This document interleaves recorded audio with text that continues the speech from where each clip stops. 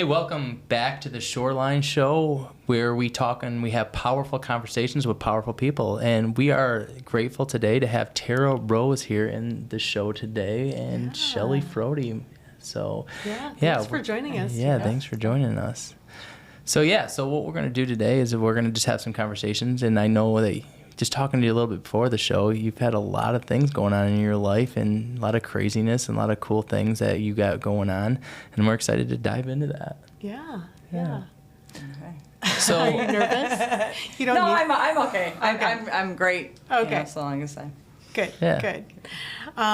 We'll kind of start at the beginning. I know we've got so many cool things to talk about with you because I've gotten to know you over the last couple of years. And we've got so many things in common because you've done real estate, I've done real estate. Our fathers used to work together in the same, they worked at General Motors as pipe fitters. And cool. so our fathers knew each other. Small world. And we didn't meet until just recently. Right. My mom shot your sister's wedding. Yes. So. Yep. Your mom is a photographer and did a lot of photography for my sister. So I knew your mom, and I think I might have met you in that process once or twice maybe, but I didn't put two and two together until That's cool. we met at the marina. So Marina. Yeah. So how did you guys start talking at the marina? Was it just like you Probably sitting at a Jose. picnic table? Probably Jose. I have no idea. No, I actually remember I liked one of your outfits. And so we started talking about remember your fancy outfits that you wear. Shelley always does that. Yeah. Dresses to a T. Yeah. So fun. Yeah, so we'll talk about all your business stuff, but what I really want to talk about first is I want to know who Tara is, like from the beginning. Who was Tara as a child? Okay. People ask me, who am I? I am me. Yeah. Right? As a child, I would say I was, probably my parents probably would have classified me as difficult. I was never one that I was a good girl, a big heart, but I was probably one that wanted to test things. I didn't, necessarily understand why you had rules or, and I would always probably push the envelope on things in life, as a kid. I guess some kids do, right? So Big heart, just very inquisitive. yeah, I was really it depends on which years you're talking, you know what I'm saying? If you talk to my dad, he'd be like, oh, she was rebellious, right? But I wasn't a rebellious bad. I just wasn't necessarily you couldn't just probably tell me don't do something. Maybe I'd want to know why, or I'll find out why for myself, right? So I was definitely had a great childhood, great parents. Where'd you live? I grew up in Jenison. Okay. For up until junior high. Okay. And then I went to Granville. But I had a great childhood. I am the second child. My mom and dad had 5 kids. Pretty much the father worked at GM. My mom always was doing things to make money. Supplement the income. Yeah. Yep. Take care of the family. So she was a photographer, but she didn't start that until later in life. So before that, it was always she just did different jobs and stuff like that, trying to help out. Was that always entrepreneurial? Kind of like being a photographer, you got to go out there, get the work, get your name out there? She actually ended up running a really, really very successful company. But no, before that it was, I remember being little and she worked at the bun basket, she and I loved it because she'd always bring the best Fresh bread and brownies and, or she worked at, JD and Me, the clothing store, and I used to love to wear her clothes. I still do. Yeah. And my father was a working horse machine. If third shift meant more hours and better pay, he'd, third shift them, day shift, yeah, I mean, my father always was very goal oriented and, making sure he was able to retire well, have, paid for house, Yeah. Yep. a typical American middle class Yes. life, Yep. That's cool. Awesome. One of the things that stood out to me that you said is I find that entrepreneurs, I always make a joke, but I think there's some truth to it, is I think entrepreneurs typically will have speeding tickets because they will always push that limit a little bit they have good intentions and they're always doing good intentions, but they're always pushing that limit to see how fast or what or why something is what it is. And I think that's an entrepreneur spirit, right? Like, why does this thing happen? Can I make it better? Can I be more effective? Can I be more efficient? And I kind of hearing that in what you said about your childhood. You were always kind of a little bit inquisitive. Doesn't mean you're a bad person or what you did. It just means. No, I was a great girl. Yeah. I always, though, like I said, I've always did everything to, the beat of my own drum. Which is pretty heart. cool. And, Yeah. like I always, every decision I ever made really has just been because, that's. Yeah. Well, I find that for me, I think some of those people will look, and I even have it today, where people will be like, oh, even my kids, how I raise my kids is different, right? We homeschool our kids, we do a lot of weird things, but it's interesting for that sake, is kind of like hearing what you say is like, it's just different. It's not what they're used to. A lot of people are used to living in a box, right? And living a certain way, and you just kind of chose, it sounds like, not to do that, Yeah, no, so my mom, like I said, she owns a photography company, and we love weddings. Does she still do that? No, Oh, okay. She's retired. But, their whole goal, I think, for us when we were younger as daughters was to marry us off. Yep. Right? We love weddings. Let's get We them did all our married. job. Get a rich So husband mom here. always wanted me, to get married off, and I actually. And that's how they feel successful. They Right. married their girls off. Right. Yep. Everybody's fine. Have Yep. a nice grandkids, that kind of stuff. I was not going to be that kind of girl. Okay, so I never was a girl ever that dreamt of a wedding Yeah. or kids. In fact, I was not going to have any kids. But now you I have was four. right. All right, I'll get there. So I was never the person that was going to go and do any of that. In fact, I would get so frustrated because I'd be in high school and I'd be looking around and I'm like, man, this is all that anybody's goals are, right? It's Yeah. like, they're going to find a husband, probably live in Granville the rest of their life. Like, no, me, I wanted to, see what else was out there in life for Yeah. me.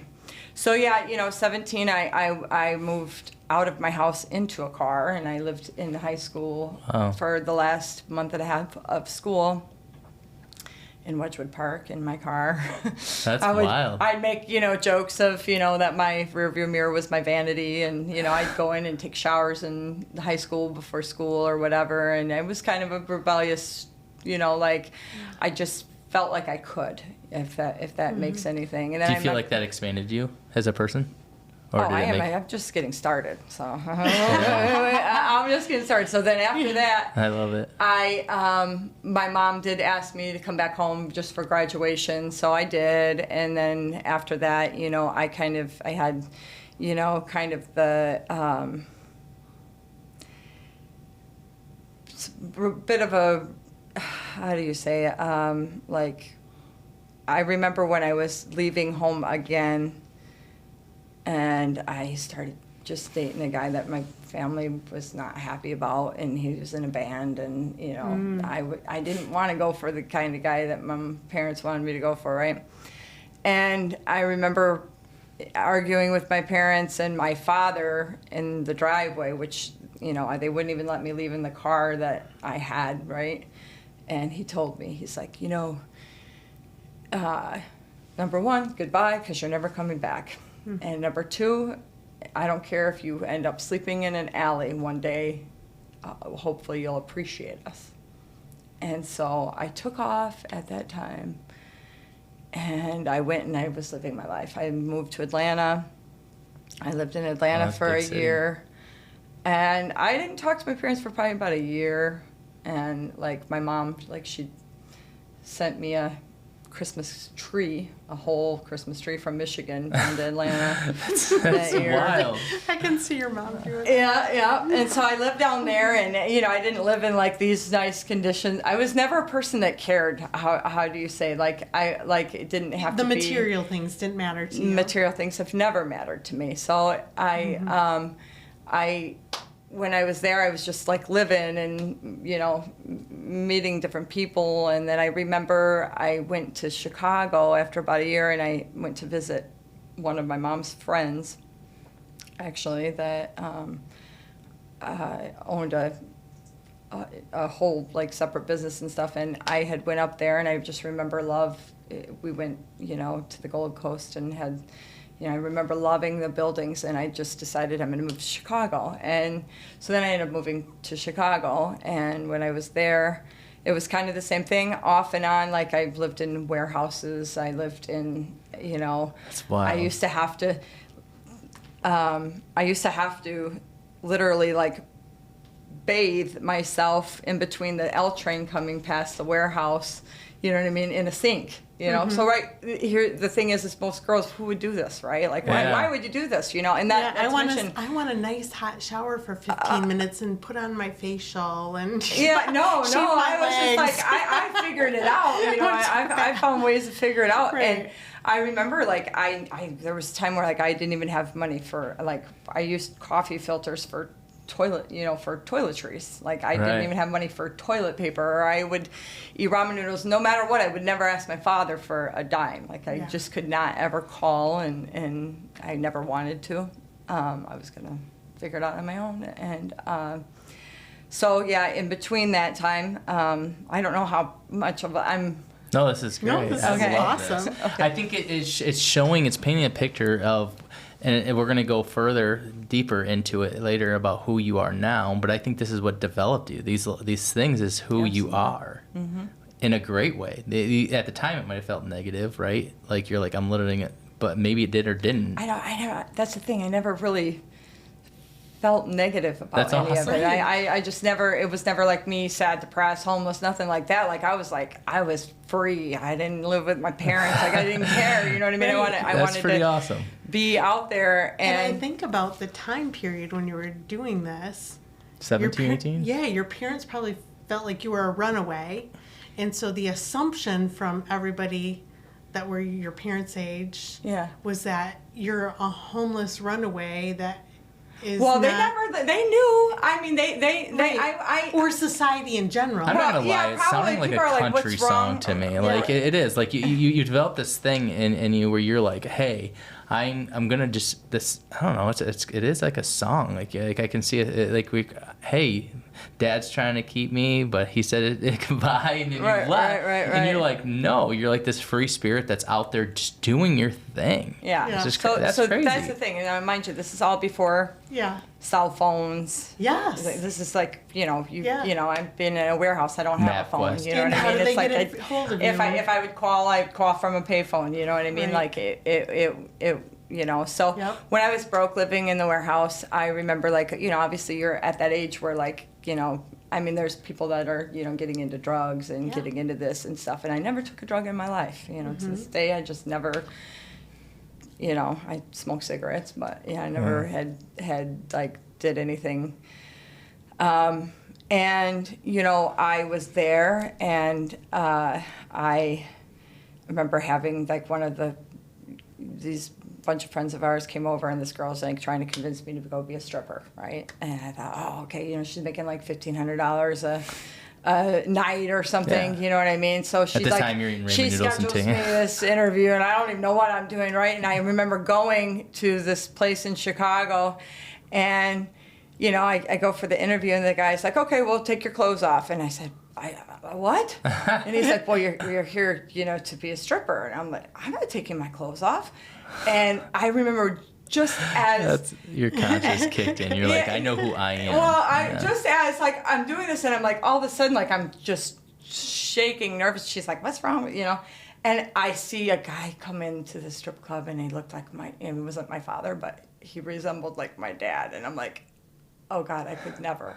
And I literally left there, and it was like, I could never, do that. And so then after that, I worked for the Chicago Stock Exchange, like in the proxy notification department, and I was working there. And then I didn't make a lot of money, and it got to the point where I had seen that there was an advertisement for Planet Hollywood hiring, and I have nothing, right? So I have like a white T-shirt, some jeans I bought at a thrift store, some boots, whatever. Yeah. And the lines were wrapped around the building to get this job, because this is like a place where people were going to just make an insane amount of money, right? And I went in there, and there's everybody in their business suits and resumes and everybody trying to get this job. And it was like they're hiring like 5 people. And I go into the coat room check closet for my interview and talk to him. And in like 5 minutes, they hired me. Oh, wow. So then I had, they had to come up with money for my uniforms and my this and my that. And I remember like walking back from the train station and finding quarters and stuff on the street. And I bought my stuff at the thrift store, and I had men's shorts when I started, men's shoes, like, size 6.5 men's shoes, And I started there, and I was working there I ended up working there for 5 years. And in between that time, I still had that, musician boyfriend. And I remember... so you dated him for a while? Yeah, I wouldn't even, like I said, nothing typical. It was not a typical date of, it was kind of all like just a bunch of people that hung around. You know what I'm saying? Yeah. It wasn't like this romantic boyfriend ever, Yeah, you just hung around with a whole... Yeah, exactly. So I remember I had met, when I was in Atlanta, a kid that was traveling from Europe, and he would do auto drive-away cars all through the United States. And I always thought that was so cool, right? That you could get a car and do an auto drive away. So I remember one day wanting to leave that situation. And I told him I was going to go get coffee. And I went to an auto drive away place and went to California to get a coffee and left him. And I had put in the week before at Planet Hollywood to transfer over to the Beverly Hills location. So... if you can imagine my parents at that point, I'm like, okay, I'm headed out to California, and I'm taking, I got this auto drive-away car. And I remember I left without a map, without anything. I just got in the car and headed, south and west, right? And my father would be like, call me at the next stop. And he would get on his atlas and try to tell me, you're going to have to take this highway and this. And, I'd call him from like a payphone in New Mexico. It sounds like your dad was really supportive of you as a person, maybe not of every decision, but he was always caring about you. I think he understood me, because I think he's always had a little bit of that in him himself. That's pretty cool. I think, did I drive him crazy? Probably. I mean, I think now if my daughter were to do that to me, I'd probably be panicking or having her location on my phone. Right? So they had to do that with nothing. And so I had went out to there. I decided to stop in Vegas and just, I almost ran out of gas in Hoover Dam. And, it was just an absolute... and then, so I get to LA. I'm working, and I used to work the private poker room at the Beverly Hills location. So it was kind of cool, cool because I would meet like lots of, the famous people or whatever would come in there. Yeah. And they used to put me in with a lot of the famous people, because I never was starstruck, ever.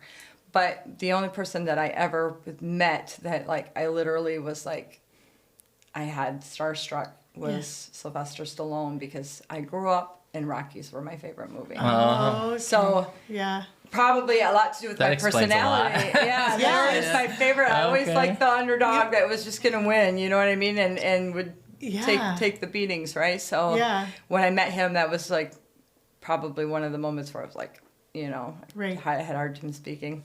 Were you able to say hi to him or anything? Oh yeah, no, I was like 5 inches from his face. I was like, it was pretty interesting of a deal. So then when I was out there, I, this is when the internet was starting to come alive. And, then I have people approaching me to go do online webcam stuff. Okay. And I'm like, wow, they're making $5,000 to $10,000 a week, but then I hear about what it is, and I'm like, okay, can't do that, you know? Yeah, right. So it's like, and things were weirdly, oddly, there were so many things that would come into my life that I feel like if I had just did it, my whole life would have turned out completely differently, right? Like, I remember being at like an after party in LA. After parties always are like, you know, bars there shut down at 2, so the parties are always like in these dark alley, closed room, nobody, you know, can see anything.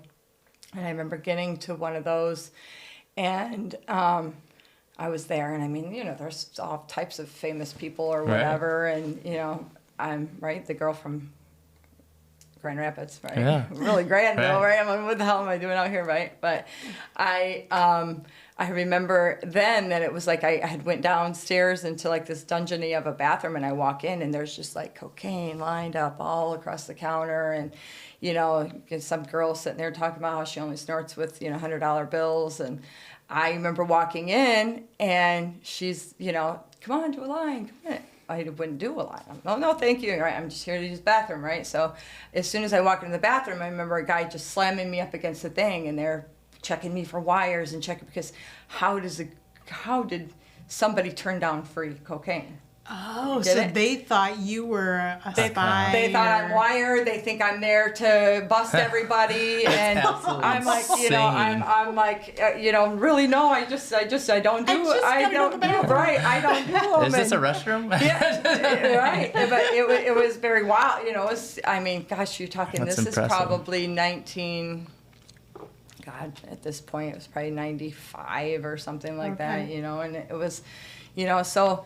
And then when I was there, I had gotten a call that my grandmother had had a stroke in Grand Rapids, and so, which I loved her, so I immediately got back on a plane, flew into Chicago, drove for her funeral, and when I was in Chicago again, I seen House of Blues was opening up in the Marina Towers downtown, and so I went and decided to go to their open interview, and I told them there, I'm like, listen, I'm living in LA right now, but if you hire me, I'll move back. To Chicago. And back to Chicago, Okay. right? And so then I went back out to LA after that was all over. I was there for a little while. Then my other grandma died, and I get a call that my other grandmother died, and then House of Blues called me the same day. And at that moment, I was feeling like California's just too far for me to be living, and I'm going to just take the job back in Chicago. Gotta go So closer it's to like 2.5 family. hours Yeah. to Grand Rapids or whatever, right? Right. So I ended up back in Chicago, and I ended up being like the opening crew at House of Blues, and, you know, obviously that was a wonderful time of my life. It exposed me to like so much different music, and they had a really good, you know, unity and diversity was their motto, and it was just very like, it was a very great job. And then I ended up working in the green room and working with a lot of all the bands and the stars and stuff like that. So it was a great period of my life. I was single at the time and enjoying life as, you know. It's amazing with everything you've done. It's really actually amazing. There's a lot of stories within those stories. Oh, I'm sure. I'm giving you a quick rundown. Steve, I told Steve. He mentioned one the other day. Oh, the Jerry Springer one? Yes. Okay, You want to go into that? I can tell you that story. Jerry. Yeah, right. No. So my Jerry Springer stories. Well, actually, so with that was back when after I couldn't do the stripper job. Yeah. Well, then she ends up telling me that the Jerry Springer show just contacted her and a couple of the other dancers or whatever, that if they want to make $150, that they could go be like an actress on the Jerry Springer show. She's like, "Will you do that?" And I'm like, "Well, yeah, I'll do it, right? 'Cause I need the $150." So yeah, I go to do the show, and it was a show that was about like people having, you know, whatever problems in their sex lives or whatever, and I had to dress up into, like, they would have one girl in a maid costume and one in this, and then they have to give me this dominatrix costume. So that was all set up. That show's all set up. Well, no, there's the guest on stage. Oh, there actually is the guest on stage. Yeah, the guests on stage have their own crazy stories. Okay. But then he'd be like, well, if you want to, you know, spice up your sex life, you can try, and then all of a sudden the maid would walk out, right? Blah, blah, blah. Well, they give me the dominatrix outfit, right? So I have to crawl on stage, which, you know, obviously I'm like, okay, my dad's going to see this, right? I'm always worried about my father. But I did it because I got to wear a mask. Yeah. Okay. So I did one of those crawl on stage with a mask on. Nobody can see me. I don't got to speak, right? $150. And then after that, This is awesome. they offered me to do another one right after that. And that one was like where Jerry is. I've always looked for these episodes, but it's like he has so many of them. It's You like can't find it. I can't even, how do you go back and find it, right? But there was one episode where he's like, this is what I did on a Friday night, and it's just a still picture of him with me, and there's 2 other girls. We're all just like, sitting there like that. And then it goes into, no, this is what I was really doing, and it shows him like eating ice cream and watching football. It was just like a kind of a whatever Joke. spiff, Yeah. thing. So Great then attention. I made $150 from that. Yeah. So I have a lot of really silly stories. And after that, so then he used to come into Planet Hollywood all the time. Jerry Springer? Jerry Springer, and he always would request me. He loved me. He became obsessed with me. Oh, gosh. And I used to have to hide in the kitchen because I'm he's like, kinda Jerry's here.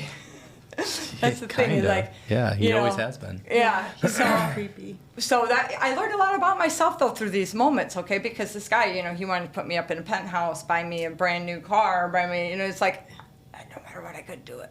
Yeah, You know what I mean? no Like, joke. I just couldn't do it. No, Like, thank you. I couldn't, like, no money. I'm better than Jerry And Springer. no, but it was one of those things where it's like, I'm literally, I'm broke, right? Right. And you have, Was tempting. you're broke, and you're like, you'll put me up in a penthouse, you'll do it by a car, whatever. You know what I mean? Like, he'd The put funny me up thing in the is, limo. you hear and- over and over again who you are. You always go back to who you are.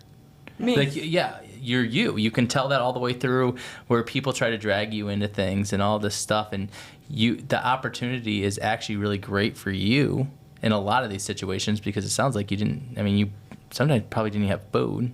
You're struggling. Yeah, I definitely would. So a guy offering to pay a nice make a meal lot for you is a happen. big deal. Yeah. Oh yeah, it was. It wasn't like in me where I'm like, oh, it's like I have. No, at the time I was like, we would literally make ramen noodles and like maybe add some spaghetti sauce just to make it taste like spaghetti, right? It was definitely a very broke time in my life. Yeah. But yeah, it does It's make cool. you realize, like looking back on it, I think about, God, what if I would have just made that decision or that decision? Like how many different ways my life would have went, right? What kept you, what do you think the key factor kept you from those decisions on a bad decision?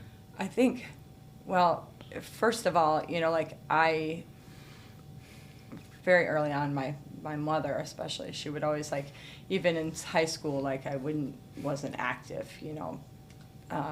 sexually. And my mother would always say, if you're gonna do it, just imagine pushing a stroller to prom, or she would always put little things in my head. That's cute. That the picture would come in. Yeah. Okay. So I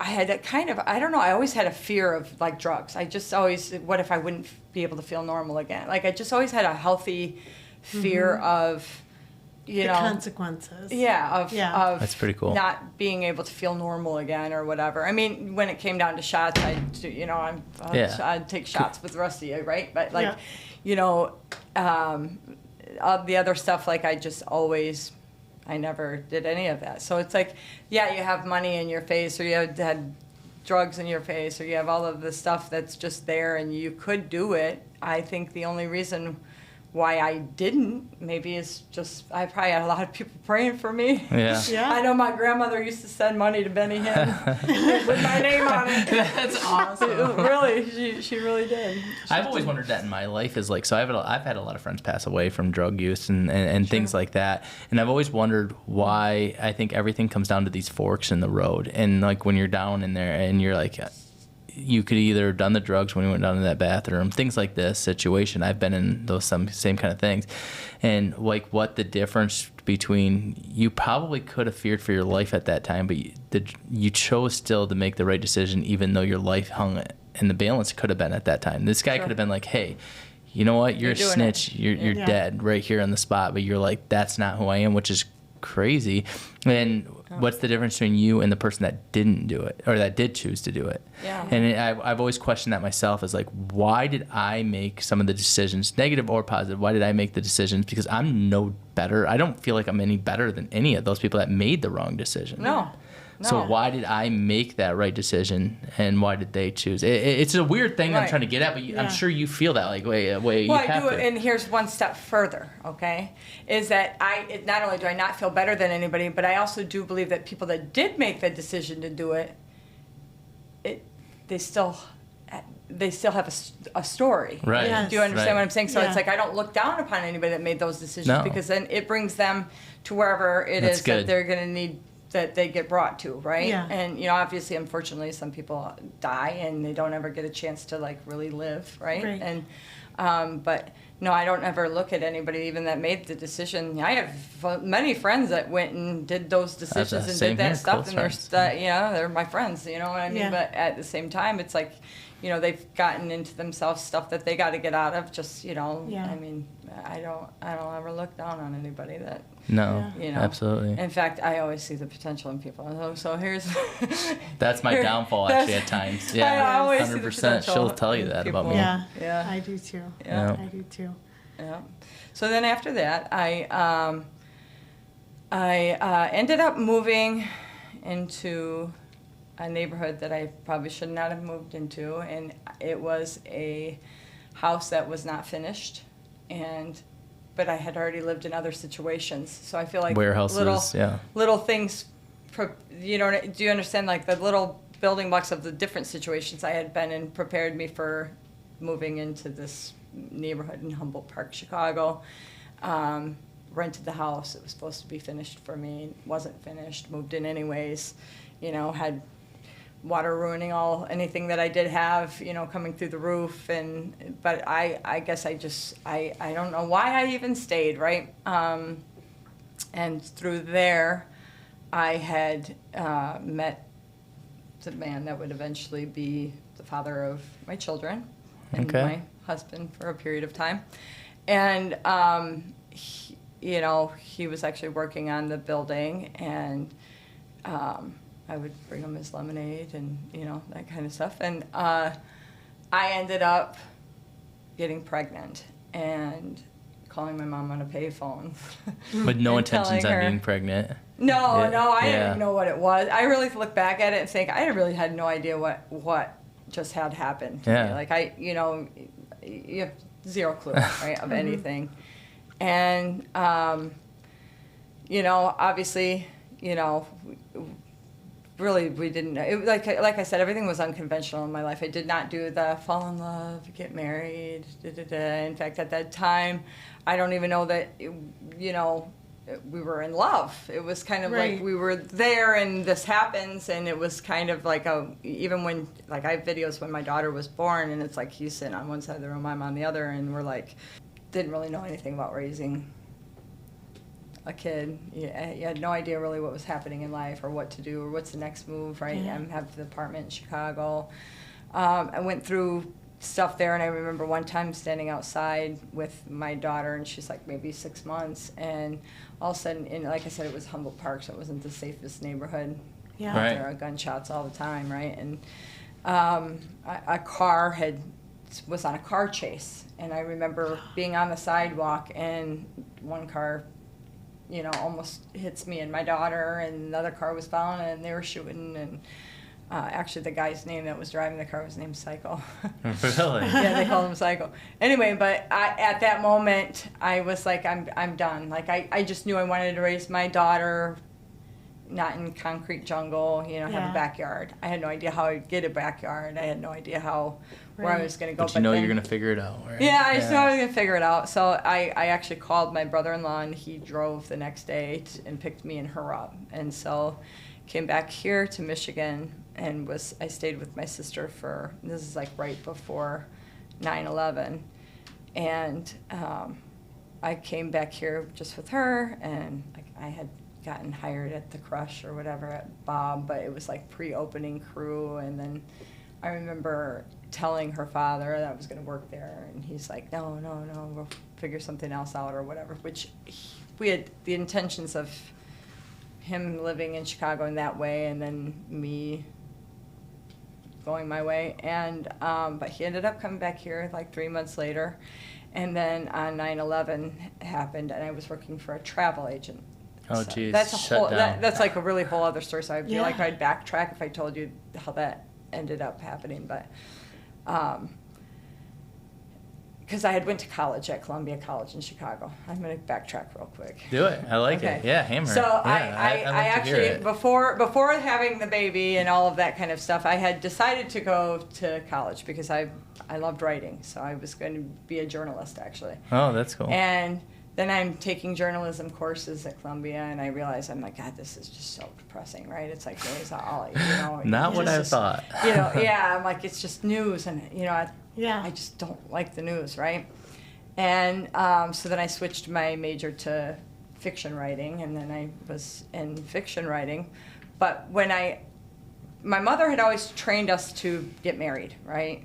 Yep. So I didn't ever really know anything about getting into college, okay? Right. So when I went to get into college, I was there and went to the admissions office, and I'm, trying to figure out how to apply for your FAFSA and all of these other things. I didn't really know what I was doing, and there was this guy there that worked at the college that said, you know what, for $100, I will help fill out your paperwork for you. You're like, I don't have it?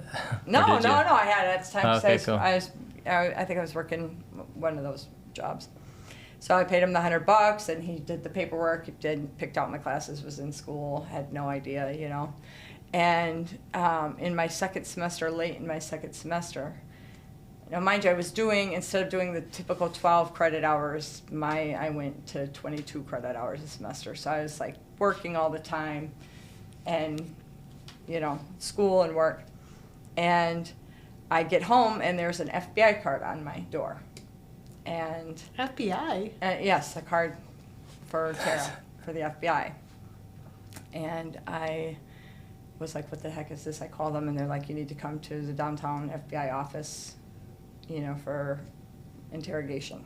And I have no idea what What did this I is do? about, right? I'm going You're to like, college, I'm waitressing, I have no idea sweet. what I did, right? So I go down to the FBI office, and they're like, they start off with, this paperwork wasn't filled out properly and all of this kind of stuff, and I'm like, well, I paid the guy at the college that works at the college, you know. Yeah. And he's filling out, he filled out my stuff. Like, I never got a check back, or, you know what I'm saying? Like, now I see people go to school and they get money to live on. I never did. I was broke. Yeah. I didn't even know you get money from school, right? Yeah. So I had no idea. I don't know if he had checks mailed to him or what. Do you understand what I'm saying? I You had no didn't know. idea. Do you know to this day? No, I no Okay. idea. The guy's name was Darnell. Like, that's the only, I don't even know a last name. I don't know nothing. But literally, I'm in this FBI office. They're switching them up. They bring somebody else to talk to me, somebody else to So talk to they're me. thinking that you committed fraud, but it wasn't you. It was this I had guy. no idea what this is. I'm just trying to go to college, right? I'm just Right, in right. college. And so they ended up telling, after 6 hours, they're like, yeah, she's innocent. Yeah. She doesn't have a clue. She don't have a clue. She has no clue, right? I'm like, I couldn't even, and that's the thing is, like, I just, you just trust, I trusted somebody because they worked for Right. the college, right? Or so you thought. Well, they were working in the Yeah. admissions, so Okay. I was somebody I didn't. It's not like I met them on the street. Right, It's right, like I right. met him in the admissions office, Yeah. So after that, I go home, and I get a call from the dean of the school, right? Same To day? come in. No, this is Oh, like okay. maybe like 4 or 5 days later. Okay. The dean wants to talk to me. I go in, I'm sitting in his office. He's like pacing back and forth. And he's telling me, he's like, I'll make this problem go away. Just call your dad right now and have him wire me $5,000. What? Yeah. Have me No. wire me $5,000 and I'll make this FBI stuff go away. And That sounds super sketch. I'm sitting here like, I tell him, I'm like, I don't think you know. I don't ask my dad for anything. I've never Trust asked me. my father. I've never asked my father for anything. I'm not going to start now. You know what I mean? Like, especially I was so happy. I could have told you that about it. I had sent my parents, Columbia dad gear. You know what I'm saying? Like, I was Yeah. so happy that I was like the first kid to go to college, right? So it's like, I like now I'm not going to call him and be like, okay, this I need $5,000. This guy wants you to wire it. Yeah, Can you send that in Bitcoin? $5,000 wired right now, and it was like, he was adamant. He's like, and I'm like, you don't understand. Like, I cannot ask my father for money. Mm-hmm. I'm sure he has it. I'm not asking. So, but I went home and I literally right then I called the FBI and I said, like, I don't know what that y'all got going on over there or what's going on with the school, but now he wants me to wire him money. Yeah. I said, so I have no idea what the situation is. I never heard anything ever again from the FBI. I did read in the papers that the deans and they caught a bunch of things happening within Columbia. So the dean was part of it too. It must have been. It must have been. Yeah. I don't know. Like, I don't want to make accusations of who was in on what, but the whole situation was weird. But at that, You know what I appreciate about your attitude is you don't care. You're like, I just know that I'm doing the right thing. I don't care what you craziness. Get your crap figured out. Whatever you guys are doing, I'm doing me. Yeah, well, that's his whole thing. But after that, I was like, screw college. Like, what the? Yeah. You know what I mean? Like, after that, I was like, this whole thing. So after that, I stopped going. I didn't go to school anymore, and I because I was like, geez, it's like. You try to do what everybody says is the right thing, right? But then you get pushed in a different direction. So at that moment, I was like, forget it. I only wanted to be like a travel writer anyways, right? Right. So then I said, well, I'll just decide to go to travel school, right? So I went to like the Carlson, Wagenly, whatever, travel school. Yeah. And then learned how to become an agent. And then, so then I was working as a travel consultant now, but I would work literally from like 9 to 5, travel consultant downtown Chicago, and then I would work House of Blues from 7 to midnight, and then I would go work at the Irish Bar from midnight to 5 at O'Callahan's. Oh my! So I was all with a baby. This was before. This is right. the baby. This is before. So no. Yeah. Well, after my Amelia, I still worked at House of Blues, but then I kicked off here to Grand Rapids, and then 9/11 happened, and then I remember at that time. Her father had just came back over here, and so on 9/11, I get pregnant with number 2. Okay. And my father shook me. And he's like, what are you doing? What is wrong with you? This guy doesn't have a job. You're never going to have a house. You know what I'm saying? And it was like, I like I said, you always see potential in people, right? That can be a flaw, but at the same time, like I never did things the right way. Right, right. And or what people would tell you the right way is. And so I'm, I during my pregnancy with my number 2, it's like we had managed to get a house on a land contract back then. And I used to have to push a love seat and a couch together, and I would sleep on the love seat. He would be on the big couch, and my daughter would be in between. And I'm completely pregnant, and that's where Isaiah got his name, because I was watching, those old tube TVs. That's all we had is a small TV, and Isaiah Thomas came on, so I like that name. But anyway, after that, it was kind of just, he was an entrepreneurial spirit. Mm-hmm. He was very much never had a job. You know what I mean? Really, your ex-husband? Yes, or my ex-husband. Okay. So it's like I began living the life of self-employment, which is always feast or famine, right?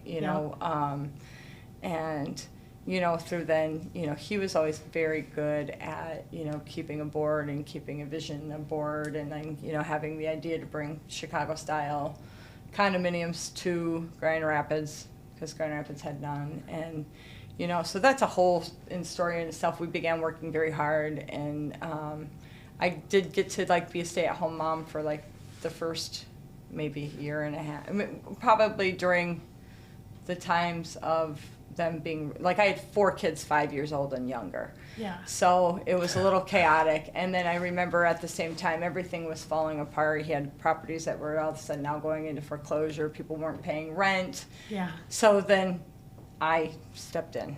To help with the inspections and the getting properties up to par, and that's kind of how I began. That's how you got into real estate. Out of necessity, I felt like if I didn't, that everything we were going to go under, and so it was kind of like, okay, we're not going to go under, Mm-hmm. And so, and actually started buying up a lot of the houses on the hill, which is Medical Mile now. Obviously back then they were crack houses, right? So you're picking them up for really super cheap, and but went through a lot of different things there with that, and then working with other owners, and then helping other owners manage their properties so that way they could one day be used towards development. Right. And then I remember, we had this idea to build these brownstones, and I shouldn't say we, he had the idea. To put in these brownstones, and he's like, wow, Tara, there's alleys back there just like Chicago. Yeah. You know what I'm saying? So you could do the whole lot line and still have the alley. And, so that kind of became the vision for what we wanted to do, is build these buildings.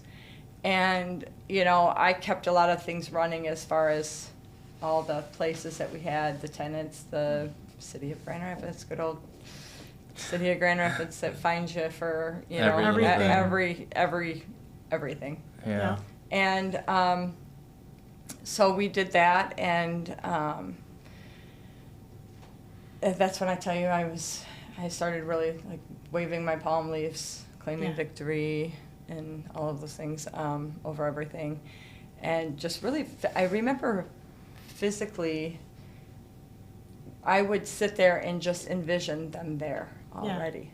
I'd be looking at an old-looking abandoned house, but I would just envision the brick. I'd envision looking up and envision that they were there. And I remember all of a sudden the bank said that they weren't going to do the financing for that. And I remember him saying, it's done, it's over with, they're not going to finance it. It's I can literally, sitting on my front porch, remember this conversation. And I remember telling him, I'm like, well, didn't you have an idea, about grouping houses together and selling them to Grand Valley? And he's like, yeah. And I'm like, well, maybe that's what you're supposed to work on doing right now while that gets put on pause, Yeah. Right. And so I remember the next day he started putting that together, and we had no money either. Then, it was back to, Like for Plan B. Or just Plan B, and how do you go group a bunch of properties together when you have no money, right? Right. So, I had a couple friends that said, whatever, they'd loan us $1,000 to put down on a house. So he went and got a bunch of houses under contract, and, with the ability to be bought out. And he was able to group, I think it was like 68 properties together. Wow. Right? In that area down there. In that area, yep. And doing the, knocking on this door, knocking on that door. Obviously some people want a gazillion for the house. Some people want, whatever.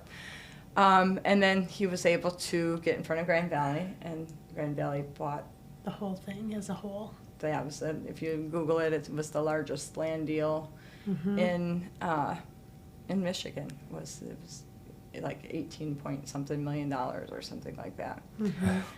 In the middle of a decent-sized city. Yeah. Then Which they is went wild. in and they leveled everything, right? Yeah, so that didn't happen right away. So Right. they ended up buying this whole group of property that, obviously he had actually put all of that stuff together. I mean, obviously I helped him the other ways that I could, but Yeah. That was able to be successful, and we were able to then now build the brownstones with our own money. Yeah. So then we did that, and which, to be honest with you, I feel like we probably took a loss at that, because we at the time, just to get condos to sell up there in this neighborhood that was not what it Right. is today. Yeah. He was selling like a beautiful condo for like, I think one of them went for like $185,000. And- The resale, they've already like resold it for like $500, right? Yeah. But we Yeah. sold cheap. So I don't even know that we ever really actually ended up making a lot of money off of that You deal. wish you But it was still had never about the those then, yeah. money. It was about It was about the look and the it was just about the getting we accomplishment. did it. Yeah. You got it done, Yeah. But through that all, then obviously, I think, just all the other little things in there, we ended up not Splitting.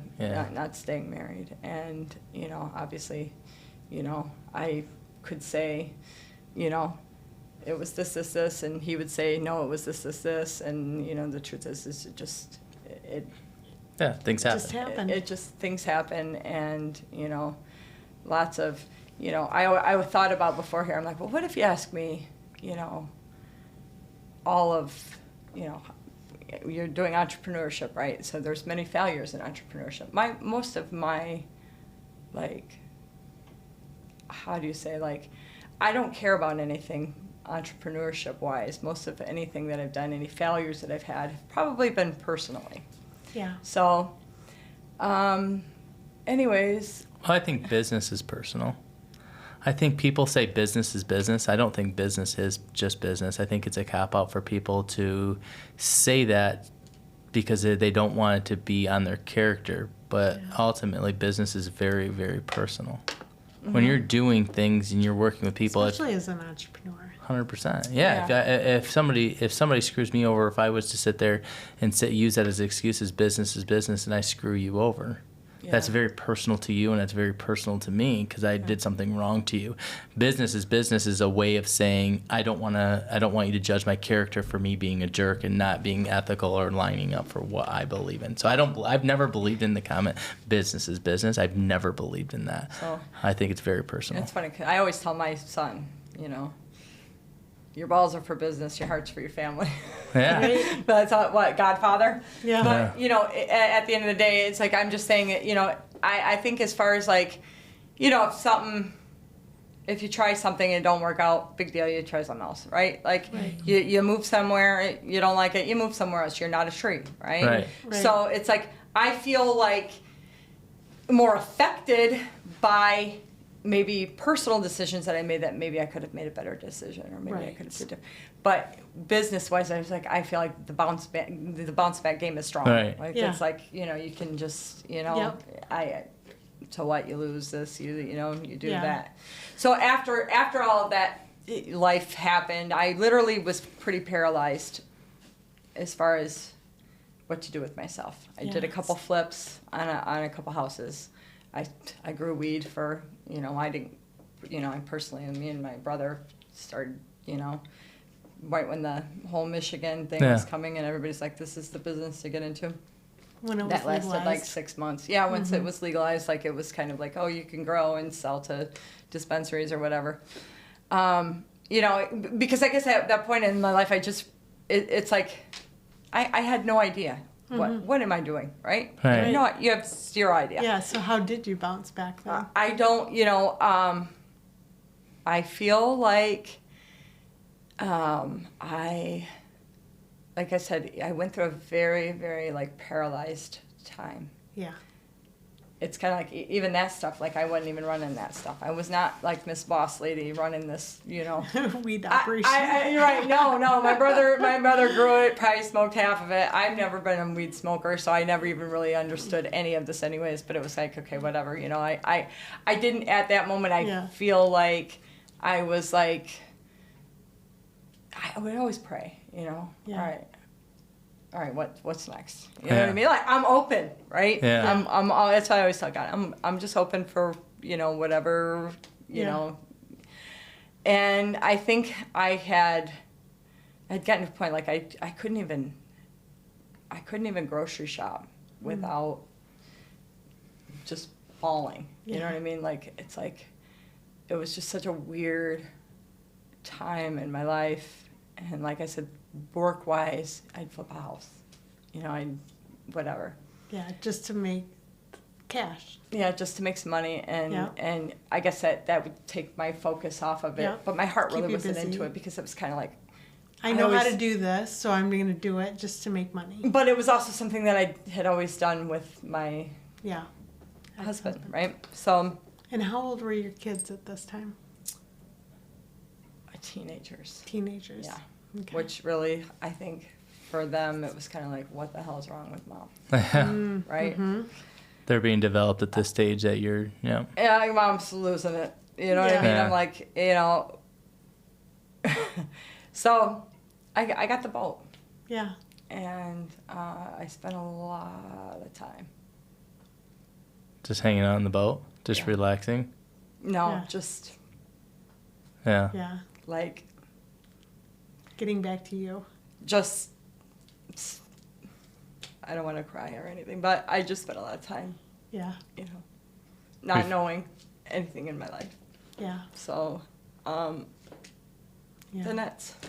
That's where we met. The nets. So I would Yeah. think about a lot when my kids were. Yeah. There's Uh, Kleenex. you put me on pause here. No, it's I'm one of good. those girls that if Yeah. I watch Price is Right and somebody wins, Yeah. I'll cry. You know what Yeah. I mean? Like, I'm not kidding you. Yeah. I'm like that much like, oh my God, they just won, and I'm so happy for them. I've always been like that. But Yeah. anyway, So what was the purpose of the boat for you? Was it to debrief or to run away or what was it? no, actually, so that's the thing. I'm trying to figure that out. Me and my ex-husband, I had convinced him to buy a boat. So our first boat we bought was like a 47-foot boat. Okay. And, he didn't really know nothing about boating, but he was a great captain. But he didn't like, I bought this boat to be a spot for all of our kids. Family time.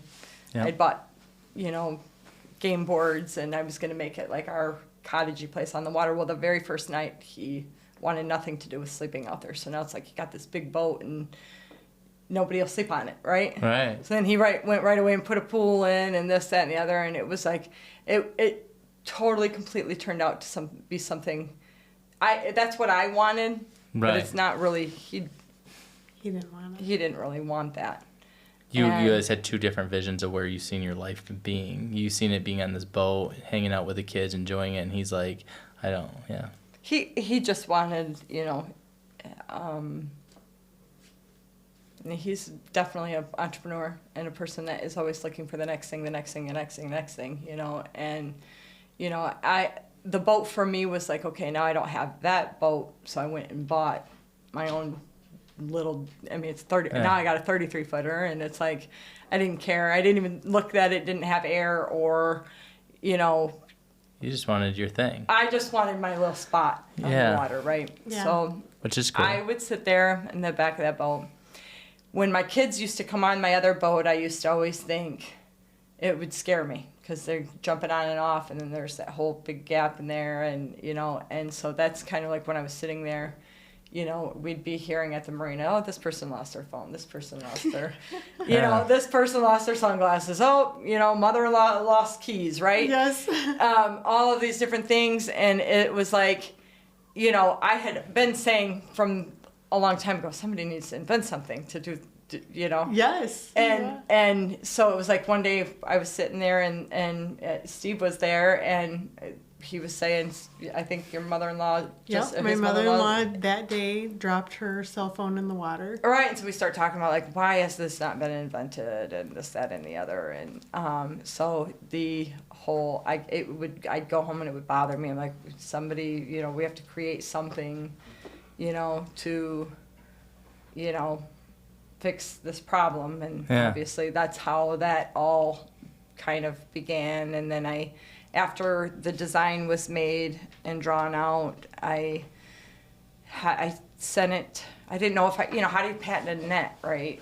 Yeah. Like, Yeah. it's just a net, right? But it's not just a net. But yeah, I had to patent out basically the utility of it, because we leave it with it's one solid rope throughout, and then the mesh of itself is like over 900-pound breakable. So it's like the stuff that they use when they're building the Sears Tower, right? For Right. falls Yeah, it's and like stuff like safety that. net. It'll It's hold a few true men. safety Yeah. net. Yeah. But then how do you do it where you can attach it to the boat without drilling holes and this, that, and the other. Do you know what I'm saying? Yeah, so and like then, magnets or And then you something? got to think of it as a boater, easy on, easy off, that kind of thing. So it started off with just creating that, and then a prototype, and then kind of perfected it. And patent came back right away of that.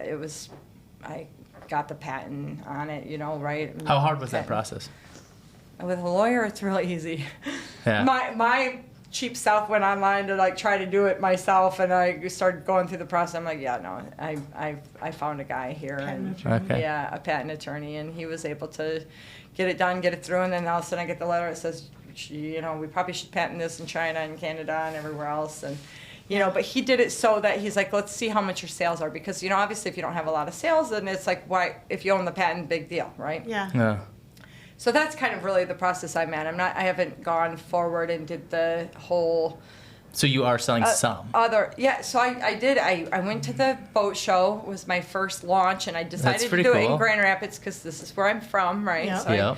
I launched at the boat show, and to be honest with you, the fact that there was no boats in the water, everybody's boats in storage. It's February in Michigan. Nobody's giving a crap about safety, and I ended up selling a pretty decent amount at the boat show. So people were interested. Well, it's like it's they come by and it's like they know they've already. I had one lady that came, and she was the lady that Apple actually ended up making famous because she her husband had slipped when getting onto his boat and fell in, and she was the only one there, and she had actually had to jump in the water with him to hold his head up, but he had broken 6 ribs on the way down, and then she had to get back to the swim platform, but there's no way to get his weight out of the swim platform, so she had her arm looped through the ladder, and you know, she happened to have just gotten an Apple Watch the week before, and so Apple was able to This call. is wild. Yeah. Apple used her story for a while, but she came right up and she's like, absolutely, because,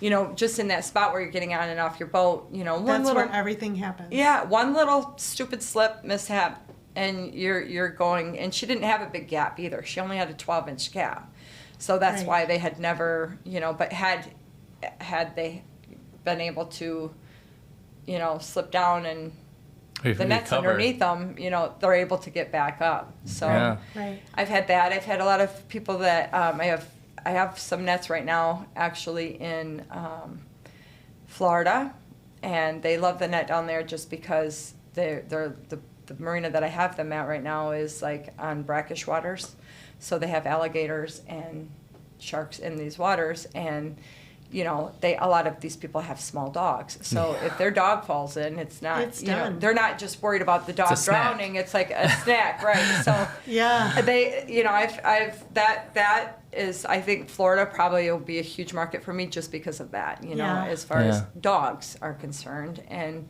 you know, up here, I just had, you know, somebody, one of the ladies on our dock was like so excited because her daughter had gotten off with their two, you know, the 2 dogs first, and then was getting the 3rd older dog off. The 3rd one fell in, and she was so thankful. She calls her mom, oh my God, I'm so thankful you have that net, because otherwise the dog would have been in the water. Then what do you do with the 2 small dogs on the dock?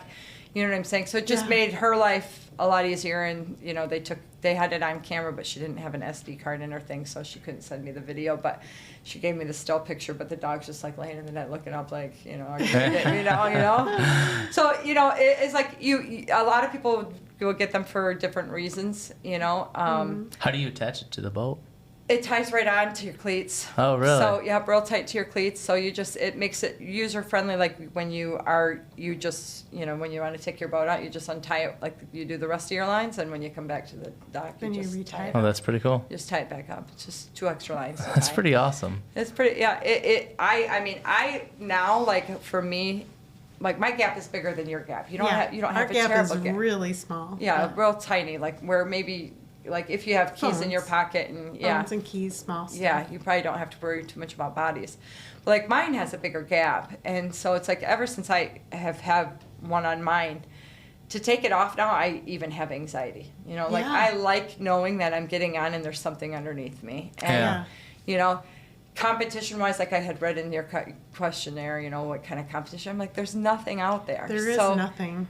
The thing is once I started getting all this together, I started like doing Google Earth, and I'd like pull up like marinas in Italy, marinas in France. I'm like, somebody's got to have something like this out here already. You know what I mean? Yeah. And every marina I would find, I'm like, no one has a safety net on their. Well, the thing I find is, I think that we think the world is so advanced, and I hear people say this, like, if it would have been invented, it would have already been invented. But that is not true. You know, you think of things all the time. I would like to hit back on the whole idea of how that patent, because I think people are going to watch this someday, and that they have these ideas, and they're like, how scary is that? Like, I'd like to hit on that a little bit more. How scary was it? So you're like, I have this idea. It's a really good idea. I can't find this anywhere. Like you said, it was easy, but just a lot of people, even me, it's like, how easy really was it? Well, the lawyer does all the work. Right. So, I mean, is it expensive? Is it like $100,000 check you're cutting to a lender? No, like, no. The whole patent process could be like $20,000 to $40,000, depending upon, on how difficult it is or how much is involved. Right. Like, if I had, tech, it'd probably be a huge, you know what I'm saying? Because then you're doing intellectual property and all different kind of stuff. Mine was just a safety net, right? So it's like, as far as like, yes, getting them the diagram of how it is and then getting them the information of exactly the mesh size and the this and, you know what I'm saying? Like everything and then the way it's going to connect. Maybe that was kind of difficult, but not really because it's already in your head and you already have, you can write it on paper. Designed it, so it's really just taking that and yes, and then I had it on boats already, so then I just took pictures of it. So I took the pictures with the diagram, sent it to the attorney. He files what he filed at the U.S. patent, and you wait for it to come back. So if you want to invent something, and I think that process started with like a $5,000 down retainer or whatever. Yeah. And then it gives you, so like if you did the provisional patent first, which is good for people, is if you have like an invention that you're going to sell. Right. Because then you take that first year to see how many you sell and if you want to move forward. But the provisional patent. That's good. This is good information. The provisional I didn't patent. know that they had that, No. actually. So you can put something small down and saying, hey, I do want to move forward this if it works out good. But that protects you for a period of time to try some stuff. Absolutely. You can, I don't know. You're not you can mark committing it. to like the $40,000 check. So this is the whole idea. Yeah, the that's whole awesome. show. You think that you've been through it, and I think sometimes common sense you would think because you've been through that, it's like, oh yeah, this is what it is. But this is huge information for people. Yeah.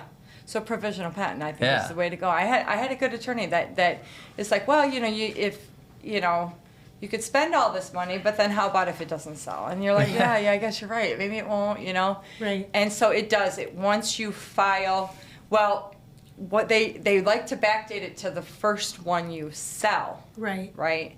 Well, I hadn't sold one, but I had put one on a boat. Yeah. So I had to do it from the time that I put one on a boat until. How long do you have? I have till October. Oh, okay. So is it typically a year, 2 years, the provisional patent? It's always 1 year. Okay. It's like 1 year from the time that you put it down, that it protects you. So, I will be moving forward with the whole shebang of it. That's awesome. Starting in October, you'll move forward. Yeah, yep. It's Perfect. just, it gives you time to make money, sell what you can sell, then you move forward. Test it. Yeah. Test the market. So I'm going to move forward even if I haven't sold enough to pay for it because I'm just going to move forward. You believe in what you're doing. Yeah. And I feel like I'll figure it out. Yeah. You know what I mean? Like, you have your whole life with everything. Right. Just figure it out. Yeah, it's just it'll come to you. So that's right now like people are like, how many are you selling? And I'm like, maybe enough to buy some groceries every week. You know what I mean? Like it's not like I'm not, and that's why like coming on the show, I'm like, you feel like I'd be more prepared if I had 1 million of them sold and I'm ready to just speak about it. And it's like, but at the same time, it's like, it is what it is, right? It reminds me of like a lot of people is I think everybody tries to be super planned for life. And I'm not going to lie, I get a little frustrated with people that are like, I need to have everything perfect before. And I'm like, nothing in my life, even like having kids, everybody's like, oh, I have to have a certain amount and like, you'll never be 100% ready to have kids. Some people will try to be, but it's like life, it's the same thing with having kids. It's like life is, like I was saying to you earlier, entrepreneurship is sloppy. You just believe in yourself. You're like, I know that I'm going to pull this off. Yes. I know it's going to be hard, and you're willing to put the work in. You're willing to do everything it takes to get to where you're going.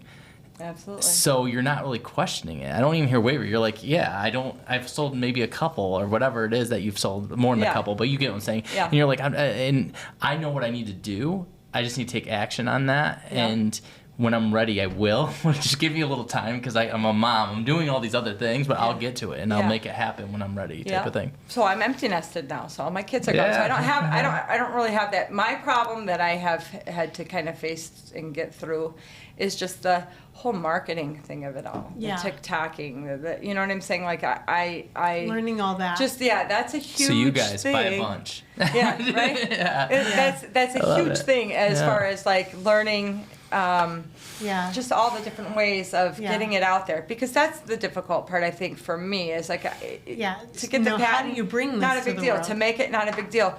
Getting it on people's boats, not a big deal, right?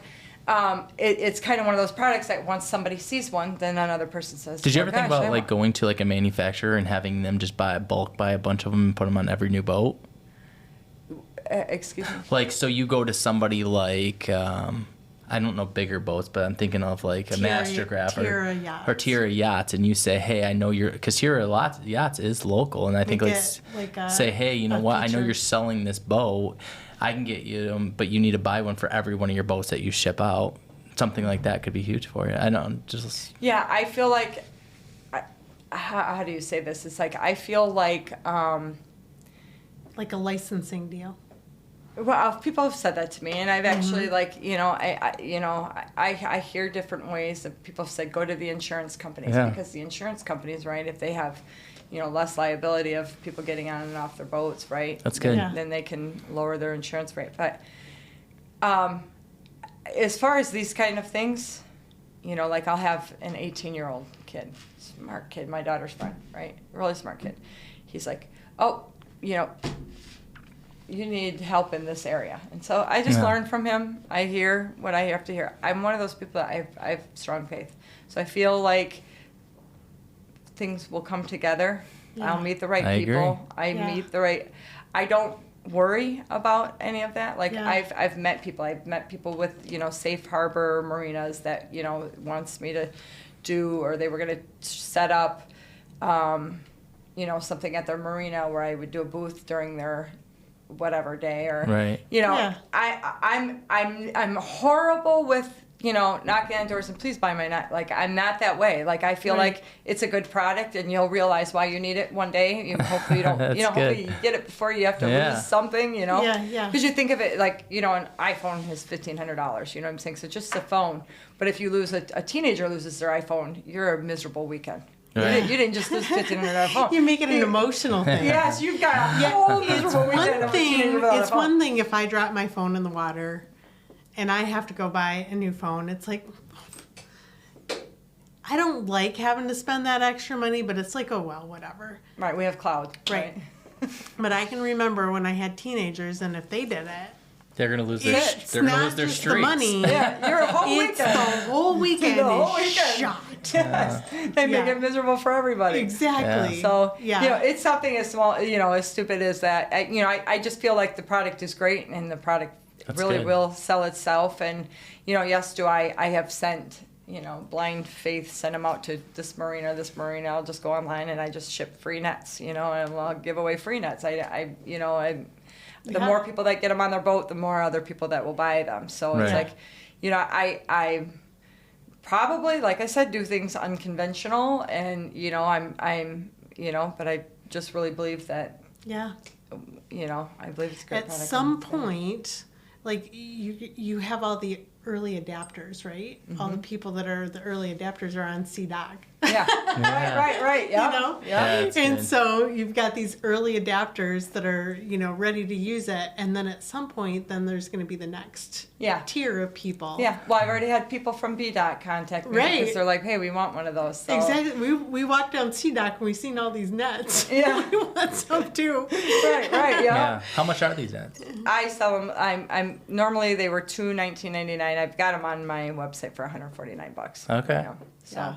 That's huge. And, so I did. I ended up to getting it, just so part of the process is at first calling a netting company. Like I would call these net wholesale companies to make them for me. And I found one company in Georgia that said, okay, we could make it for you, right? With the exact, because I needed the exact net. Mm-hmm. Yeah. You can't just use a golf net or a baseball net or... Yeah. You have to. It needed to be real, true safety net. And I asked him, okay, well, how much to get one made? And he tells me $650. And right then I'm like, oh, my company will never make it. if he's You're $650, and then one. by the time I get, you got to have a markup, right? Like, I just could never. Yeah. Yeah. Nobody's going to buy these things for $1,000. How did you get over that hurdle? I started looking at different countries and different avenues, and started having to stay up from midnight till 5 a.m. and talk to other, Hong Kong, China, Taiwan, every other different country, of finding the exact net. Now, obviously, it was huge for me to have it made in America, right? I want it made in America. Yeah. And unfortunately, the hard part with that is it's just. How do you ridiculous amount. Yeah. So what I ended up doing was I ended up getting part of my product from one country, another product from another country, and now I have it all shipped to me, and then I assemble everything so I can at least be assembled. So your house turned into a net my making house was factory. You couldn't walk in the house. It was from floor to ceiling, just product and boxes, and that's what I did all winter. Yeah. So I just made all my hardware, Love my it. nuts, my everything, and assembled That's it amazing. into a nice package. And So what's your next goal? What's your goal from here? Well, actually, I had another idea, when I was at the boat yesterday. So I'm actually doing a net that goes from piling to piling, almost like a fence, that will go right along for Seadock product. And then I'm also doing a house that Okay. doing another flip. I'm gonna do. I don't know about if I'm gonna flip it, keep it. I don't know. I don't know this the is an plans for it interesting yet. story. So now we're going to move away from your Seadock stuff because, another way to make some money. And as entrepreneurs, like we're not like always on one thing all the time. We've got so many different options. So you're kind of going back to what you've done. Tell us about how you found out about this opportunity with this house. Okay, well, so I told you I pray a lot. Yep. Okay, I'm really I am a person that prays, and I 3 weeks ago I had woke up really early, 4 a.m, fell back asleep at 7 a.m, woke up at 10 and had this insane dream. And in this dream, I'm not trying to be weird here. No, it's good. When I tell you, no, that's great. And I had this dream, and in this dream, I was walking with Jesus in my dream, or God. Like I knew it was God. I just felt the white. Feel the presence, yeah. White. And I didn't ever see a face, but I just felt it. And I was in this apartment in my dream, and he tells me, tell me how you see this apartment. So I start telling him how I see the apartment. And he's like, I'm going to tell you how I see things. And so he starts telling me all these different things that I never had looked at, different angles, right?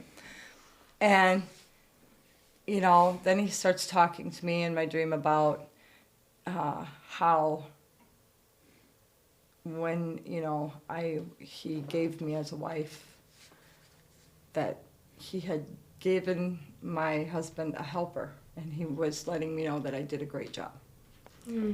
And we ended up walking along Coit Avenue in my dream, and he's showing me house after house of what I did and how he's seen things. That's And cool.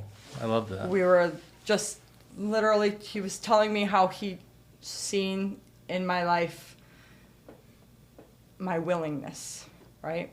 And that how I could handle it. And I had woke up and I felt all tingly, and I'm like, I'm texting my brother, I'm like, oh my God, I just had this dream, and I'm walking down Coit, And at 4 o'clock that day, I had my uncle call me, and he says, Tara, you're not going to believe this, but my roommate's brother just died, and he has a house, and they don't know what to do with it, and I told him you're the person to deal with it because the house is on Coit. And it was the same day.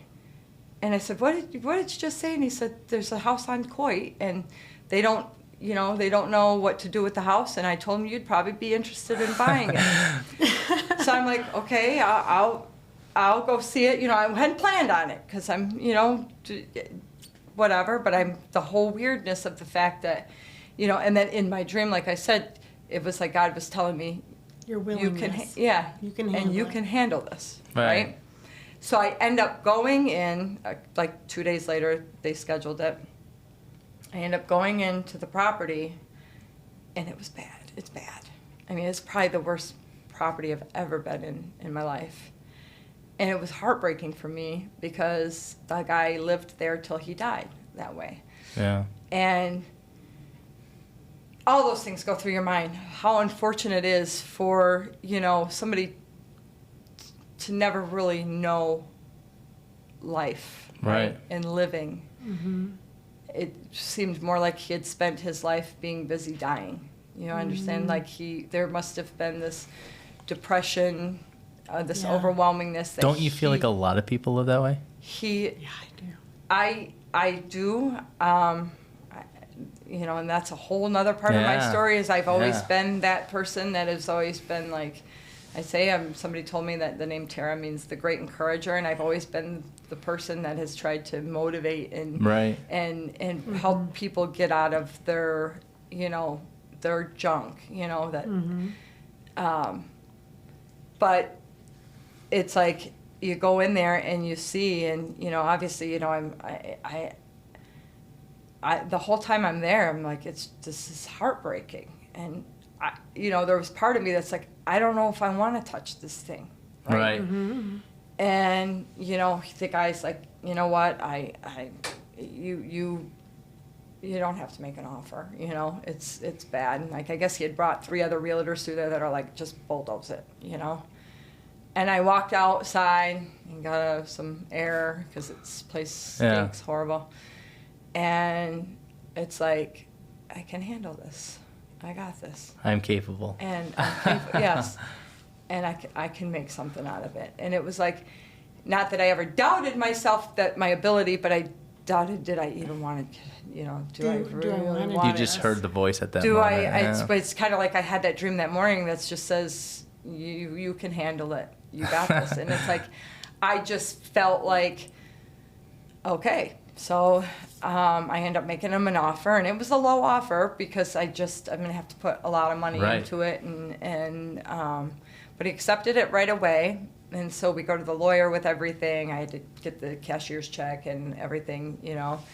And we go to the lawyer, and we find out that the guy never even had registered it at the Register of Deeds, the property. And so obviously then it's a huge process, you know, for them to go and find, you know, the paperwork on this, you know, obviously because he had moved in, he had bought the house in March of '74. So he'd lived there forever. Yeah, it's what, 50 years? Yeah. 50. Yeah. And I was born in May of '74, so right, you do the math. Yeah. 2 months before I was born, this guy bought this house. But, you know, so there's not a lot of paperwork on the house. And so, you know, the lawyer's like going to work on it and this, and he kept running into, obviously, roadblocks. And I got a call then that, you know, the guy's like, it's probably not going to happen. We're just probably going to let it go, let the city take it back, and, you know, they'll clean up whatever they want on the deed, because there just was no way for them to track this stuff down. Yeah. And I, you know, it was weird because it was like I had a weird peace in me. Like I didn't like, oh, now I wasn't like, guess I just kind of like, if it happens, then. So it wasn't recorded ever? He had never recorded the deed.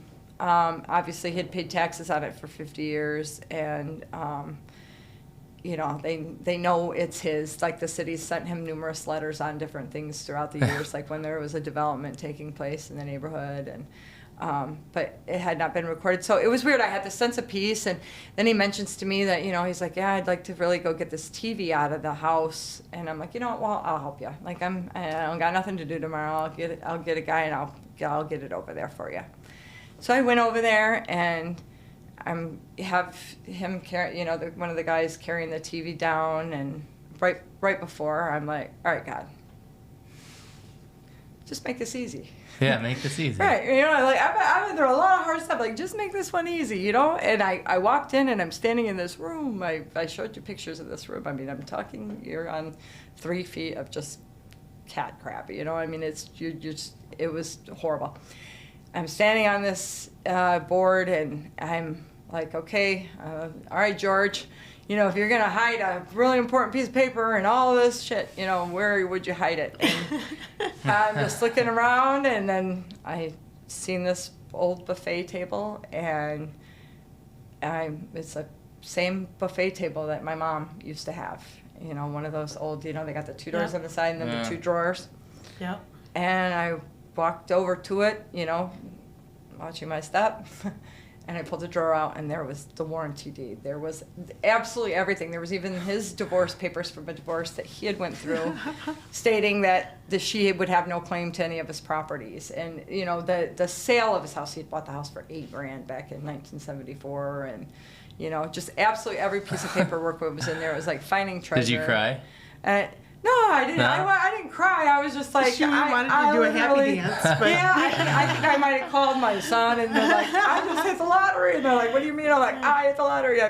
But I was happy, because even for the people that I'm buying it from, I mean, they don't really want anything to do with this property. It is in that bad of condition. And I think there's probably a lot of feelings for them as far as, you know, being that knowing your brother lived like that is probably weighs really heavy on you. And even though, you know, one thing I learned early on is, you know, you're not anybody's savior, right? There's only one savior. So it's like, you Fact. know, That's good right there. You know, for them, you know, I tell them all the time, like, you know. Yeah. Yeah. But, you know, then I do, like, on Friday I start cleaning the house out, and, you know, I got the masks, the double filtered, you know, and I am like suited up with, you know, gloves and all that, and I'm in there, and hazmat suit. Yeah, and so I the whole time, I told God, if I get the house, God, every pile of shit that I'm shoveling, I'm going to thank you for it, you know, and so I did. But then I'm in there, and I am sitting there thinking about how does a person get to this point? Because I look in the living room, and there's a blanket and a pillow on top of just stuff. It's not even just human waste, garbage. And how do you get to that point, right? And for each thing that I shoveled, I'd look, and I would see liquor bottles, alcohol bottles, the divorce papers, the pornography tapes, the just dark stuff. Just in every which way. It was just like to me, it wasn't like, you know, look at this rotten individual. To me, this is like, wow, this is a guy that probably went just, you start sliding down this hole of everything. Maybe his own, you know, because he had guitars there, and he was like a failed musician. You know what I'm saying? Like maybe a guy that wanted to make it and that never made it, right? Or so like broken dreams, I guess, is where you're looking around. Yeah. And so it was huge for me to sit there and see if people can't understand that maybe their dream might change, but you can still dream. Yeah. You know what I'm saying? His dreams were broken, and he wallowed in it. You know, he went. There's actually this story. Was it the guy he was, I think, one of the guitarists or something like that, a big band. I want to say it was like Metallica, and he ended up switching. They ended up kicking him off the band. There was a story about this. I forget what recently it was. I had to look it up. And his whole life, he ended up killing himself long term. And he looked back, and I forget what band it was, but he had this mega band himself. but he had never reached the potential. I think it was like something like Metallica would have reached, but it was still like this world-renowned band that we all know today. But he could never get past the idea that he got kicked off the original band. And I think people do that in life. They never feel adequate enough, no matter how much they achieve, because of this one broken thing that happened in their life, which is sad. Like, you think about this guy, you see his guitars and stuff like that, and he's just like, your dreams can change. I guess that's the best way. Like, life changes. Your dreams might die, right? You might go through divorce. You might go through failure. You might go bankrupt. You know what I'm saying? Like, you might have all these things in your life that are completely, you feel turned upside down. You feel paralyzed. Like I told you, even when I went through my stuff, I just had gotten to where I felt like just paralyzed. And it's like, if you don't somehow find a way to grasp on to something, it will suck you under, and that could end up being your life. Right. I was just listening on the way over here to Les Brown. I don't know if you know him, but I love Les Brown. And, he's like telling the story about the chicken man. Did you guys ever hear that story? No. It's a very sad story, but this chicken guy that everybody, he would walk like a chicken, and he'd roll a stroller around that had 2 dolls inside the stroller, and everybody called him a chicken, and he would only do the chicken sounds, you know what I'm saying? And for his whole life, he was basically a bum that walked around, and they called him Chicken Man. And it came out that he had a wife and 2 kids, that the house went on fire. He had gotten out of the house, but his girls died in the fire. And right as soon as he came out of the fire, everybody's telling him, why were you a chicken? Why didn't you go inside? And so he lived his life, the rest of his life, really never forgiving himself for that and just being a chicken, because that's what everybody called him. And it was, that's to crazy. me, it's like, powerful in the sense that, there's so many things. People can say things about you. I mean, my God, I can't even tell you how many, things I've had said about me. I was not a perfect individual, but like I went through a lot of, whatever, being,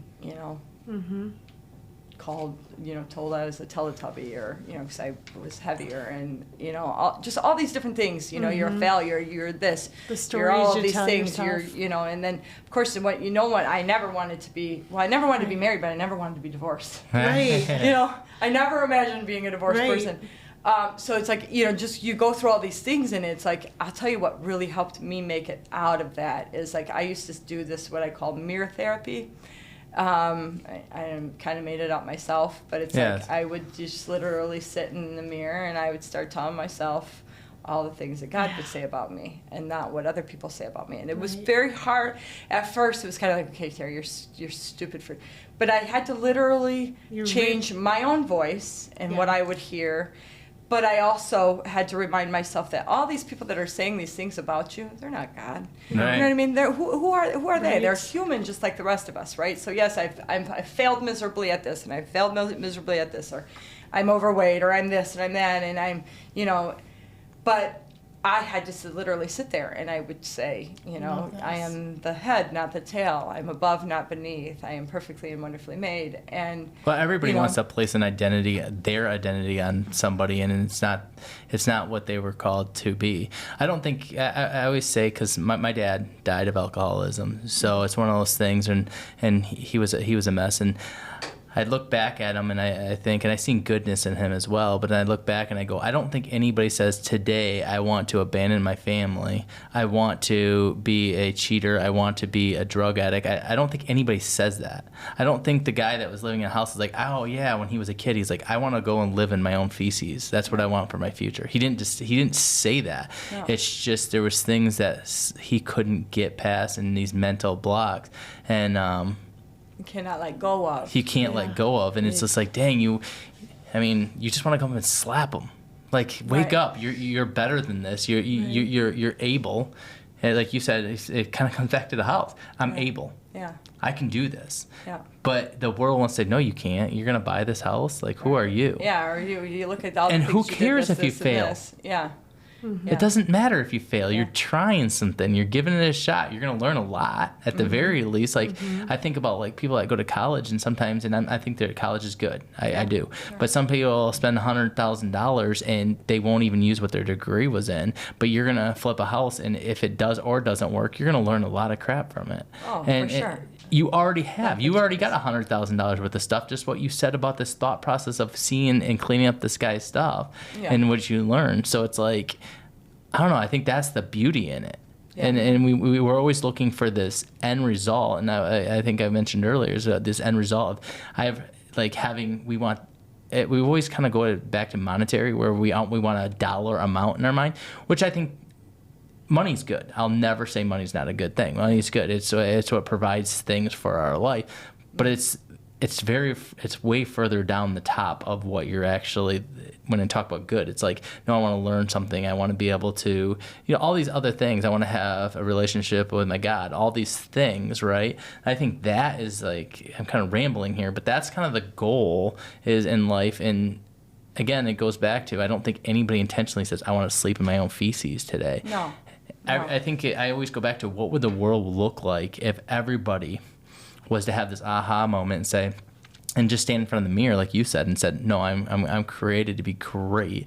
I'm created to be the best. And it's more about like steps that you're going to take in saying, okay, right now I might be living in my own feces, but I can turn around and at least maybe clean up a little bit today or do something. I don't know. And know what God called. You start with you. The change starts with you. Starts with you. But I think even more than just you and getting up and doing something, you gotta change the voices in your head. 100%. Like you have to. Yeah. And a lot, not just how do you change them, right? First to me, it's like, you gotta forgive yourself. Yeah, that's huge. And that's huge. Yeah. Like I can forgive this person, I gotta forgive that person, but I messed up too, right? Who are you for a mom having your daughter go in the hood? Who are you to? And all these stories that you're telling just yourself. Just anything. I've messed up here and I've messed up there. I've messed up a million things in my life, but it's like I have to forgive me. 100%. And it's like and then once you do go through this is good self-forgiveness, and once you go through, okay. Now I'm going to listen to what God says about me. I'm going to listen to, the people's opinions that I so used to value. Yeah. Doesn't matter. Yeah. I don't care what you say about me anymore. I only care about what God says about me. So I think once you get through changing those voices and changing those things, and then you can start feeling every day. I swear you start feeling a little bit like I can get through this. This is all you got, beautiful. right? Throw more That's at me. awesome. You know what I mean? Exactly. Put more on me. Throw more dirt on my name. Go, let my business go bankrupt. Doesn't matter. Nothing. And I definitely went through a point where I'm like, even it was scary doing this netting because I didn't just do it small. Yeah. Right? Yeah. I had sold one of my buildings and I put all the money into nets, and it's like I think about it and I'm like, nobody would have done that. No. Really, when I really think of it, it's like. Yeah, so let's talk about that. How much was the investment to start up this net? Well, me, I didn't want to have them for sale and then me not have them ready. Yeah. Right. So Tara says, well, let's get 1,500 of them ready, right? Now, it's not just getting them ready. It's building the website. It's getting the this. Yep. So it's like the patent. I stuck so much money into just, and I think of it, and it's like. But you're okay with stretching yourself. That's a big deal, too. Yeah. I sat back and I'm like, okay, I make jokes. All right, if I don't have a house, I can just make a tent out of my nets, and I'll live happily ever. I'll be okay. Yeah. The risk, I guess, to me, it was like I didn't think twice. Yeah. That's probably where I sit this. back a few months later and I'm like, it's a little scary, Terry. You didn't even think twice about. I just didn't think twice about it. That was, I felt like. Yeah. Well, this is it. This is the idea. This is what I'm going to do, and we're going to make it happen. And, and to this day, like, do I know if it's going to turn into this $1 million company? I don't really care. I had fun trying. And if it morphs into something else, it morphs into something else. And it's kind of like, I'm not going to be one of those people that sit and yeah. I could sit there and look at my bag and think, geez, Tara, that is, and it's like, but there's always just something. I just wish every single person watching this could hear this, because I think I think this is the answer. I don't think it necessarily is. You're not looking. I think the goal, I mean, you're always trying to do the thing. That's sell nets. You'd want that to be a big deal, right? But if it wasn't, that's not the goal. The goal is to do what you were called to do, and you're doing that. And you were called to go all in. And it kind of reminds me of the story about, I heard this once, is like life is about like you have your boat. The fact is there's always going to be holes in your boat. Sure. And there's going to be water coming in. So you run around, and this is where you're at. You're filling the boat out these holes, right? And as soon as making sure the bilge pump works. Yes, right, the bilge. right, yeah. So you fill these holes, and you're doing this thing. And the second things are calm, I don't think you're the type of person that just sits there. You're gonna build a bigger boat. Yeah. And then next thing you know, you're gonna see all these holes, and your timing, you're gonna fill the holes. And then next thing you know, once all the holes are filled, I think you're gonna build in the bigger boat then. Yeah. And then eventually you look back and you're like, I'm always gonna have holes in my boat. Yeah. Always. Because I'm gonna create that to kind of happen because that's who I am. Yeah. But I have a cruise-sized boat at this point. Yeah. I started with a dinghy. Now I got a cruise-sized boat, and it still has all these holes. Yeah. And that's where I go back to, and I always say, and it's deeper what I say when I say something like that. It's entrepreneurship is sloppy. Yeah. It's not this easy path, but people want to see your business 10 years down the road, and they say, oh, I got an invention. I want to do this, and I'm going to have it easy, and it's just going to show up, and I'm going to sell $1 million. I'm going to make $10 million, $100 million. Right. And it's like, that's not at all how it works. No. It goes back to, I get frustrated with these people that think that they can be all put together, and then they look at somebody and say, I can't believe you didn't think about that. Yeah. And you're like, I have 1 million things happening. I'm just trying to plug holes, and that's all I'm trying to do. Yep. And then you see other people that are put together, and they're questioning everything you're doing. You're like, but you're not me. Yeah. And I'm just trying to build a bigger, fill the holes, and then build a bigger boat. And you look back, and I think that's where people look at it, and I think that's the issue we run into today is we see these people and with these huge boats, and we're like, oh, I can have that today. Yeah. And you're like, that's not how it works. I had to file a patent. I had to sell a piece of property that was making me money to go all in on something. I have no idea what's going on. Right. And then I also had to stay up late waiting for calling up Hong Kong and all these other companies. And turn my house into a manufacturing facility. And sit there and package all my own stuff. Yeah. But I think where you're at that a lot of people don't know, which is cool, and I'm hoping people can hear this, is that it's okay. It's okay. It's okay.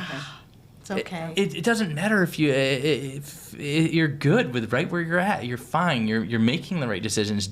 And if I could say to do anything that I'm just learning, is if I'm going to spend the money, double down on yourself every single time. Yeah. Every time. If you can, that most people don't want to tell you that. They're going to say max out your Roth. Make sure you max out your Roth IRA this year. Do not let go of that. Make sure you do the right thing in your life. And are you saving money? And you're like, no, double down every single time on yourself. Yeah. And that's, I think. Yeah. And there's very few people that are doing that. So if everybody else is going to tell you not to do that. Yeah. I'm sure you're getting called crazy by a lot of people in your family. I my whole life are always like, Terry, you're, something wrong with you, But, I see myself, if you know how when you can envision, like, how do you envision yourself, right? Yeah. I have for many years, probably for a long time, I've always envisioned myself literally like a palm tree, which I have a palm tree tattoo on my back, but like a palm tree. And a lot of times I will feel like I'm standing in a hurricane. Yeah.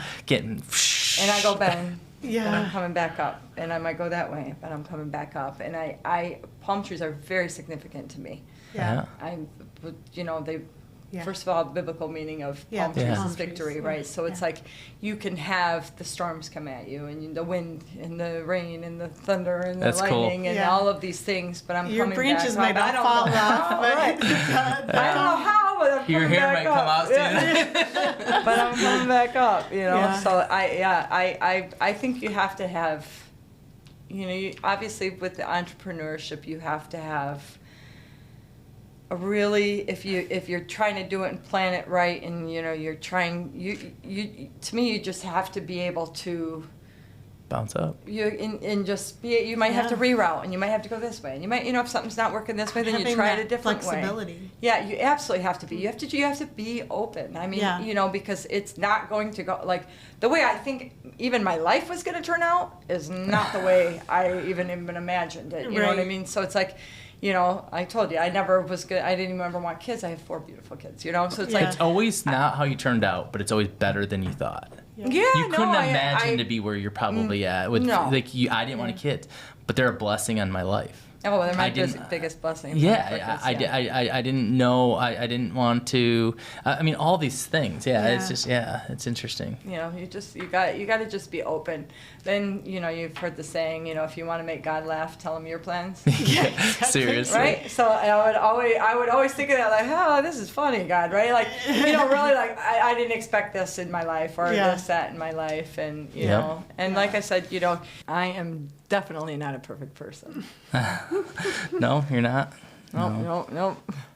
No, it's one of those things where I think we think that we have to be perfect all the time or to do something that life isn't going to happen. The fact is, we're in a world where things happen and you have to make decisions, and sometimes we don't always make the right decision, but I think our compass keeps us on where our identity is. Kind of like your whole story of who you are is kind of stayed on that path. Because you could have been way worse off, but doesn't mean, you didn't make bad decisions. It's just sometimes you don't know what the right decision is. Yeah, well, that's why Steve Harvey always says, you can mess things all the way up.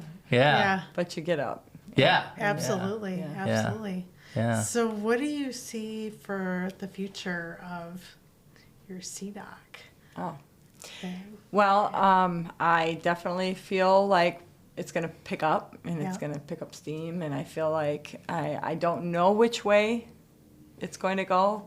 I'm not worried about it. I feel like it's going to morph into what it's supposed to be. Absolutely. Whichever way that is. Right. Yeah. Like I said, a big part of entrepreneurship, right, is being open to whatever this leads to. Well, the cool thing is we know that there's so much potential with what it is. So absolutely. You don't have to be worried about it, but like just where you've seen it come from so far, like, how do you feel? Where do you think it's going to go? I can only imagine that I'm going to, at one point, have a turnaround driveway. Yeah. With a palm tree in the front. Oh, that'd be nice. And I'm going to probably be able to feed some dolphins, one day from my backyard. Yeah. But I'm going to help save a lot of kids and dogs and animals and all of those things in the process, and people's phones and their good boating days, and and the family not fighting over something falling in the water. Absolutely. So other than that, I just feel like it's going to go, however. I think that's a great lead in for a second interview when all that happens. Yeah, definitely. Oh, sure. That would be great. I just think you have so much. It's like you've done so much. It's cool hearing all your stories. It's just so powerful. And I know just even hearing some of the stuff you said, it's going to get me changing how I do things and how I think. And it's cool. It's definitely, I appreciate everything. Well, just so you know, I learn from other people. Like I love other people's stories just as much, So it's like, I do. You learn from everything, even going in that house, and from somebody that passed, right, and lived like that. You learn. You in their reminders too, because like even when you think you know it all, right, you just really have to realize again that once again you don't know anything, right? So it's like you learn and you're reminded constantly. My God, so many reminders for me. It's like, even if you all of a sudden make all this money, then all of a sudden you'll get reminded of what it's like, what it's like to go broke again. You know what I mean? And you hear that from a lot of people, actually, that end up getting money. I think the biggest thing that kills people, honestly, it'll kill people, and I see it over and over again, is ego. Yeah. Every single time. So I think that is whatever you want to call it. I call it God. You people can call it the universe. They can call it whatever they want. Mm-hmm. But I think it has a way of bringing you back to the humble state. Absolutely. And if you the beautiful part is like once you got that down, like You're it good. don't scare you no more, right? Yeah. And it's like once you know that, hey, guess what? Coffee filters work for toilet paper, right? Yeah. Or you know what? Guess what? I'm going to eat off a 19-cent. Well, I don't know what they are nowadays. Yeah, Ramen noodles, whatever, Yeah. But it's like once you're okay. Mm-hmm. Yeah. Now, not that I ever want to go back there. Because I really don't. Yeah. So I don't really ever want to go and back to, staying in a car or, no, I don't. But I could. You could. You know what I'm saying? So that it takes that fear away. You know who you are. Yes. And it takes a fear. I don't have that fear anymore. Like I will throw money into a company because, I guess I know how to be this way, but do I know how to live this way? So I stretch further outwards than stretching myself back. That's awesome. Absolutely. And you don't let, like I said, all the life things in life, you cannot let them, you can't let them get you down and then keep you there. So it's like they might get you down, but man, get out of it. You know what I mean? Don't stay in the valley. I always say for people, there's a time in life where you got to put your big boy pants on. And life happens, the past happens, all this crazy stuff, but you got to turn around and make a decision today that I'm worthy, I'm great, I'm created to do great things and amazing things. And I think that's where people have to get back to that point. But instead, people like to sit and even maybe mistakes that they made and they created for themselves. Get over it. Yeah. Get over Yes. it. Like or through it. How about that? It. So I like that. Yeah. Yeah, because I just listened to one of my talks this morning, Les Brown, and he was saying, you have to go through. Yeah. But you got to go through. Yeah. You know what I mean? You can't just. There's no hiding from it. It's nothing. It's like face it, deal with it, get past it. That's good. Right. Yeah. Because otherwise you're going to end up like that guy in that house. Yeah, absolutely, it can happen to any one of us. It really. If None you of really, us are above it. No, you look at that, and it's like any person can end up there. It wasn't just George Beanie. It was it was any one of us. It was somebody that had broken dreams, somebody that might have went through divorce, somebody that might have went through their band never making it, somebody that might have went through, fired at their job or this, that, or the other, and it's like, you got to get a hold of yourself and, Absolutely. get back up. Yeah. Well, this was amazing, Tara.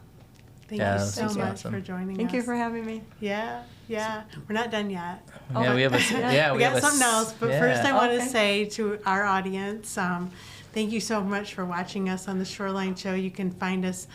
We're on YouTube, obviously, is where we put this video.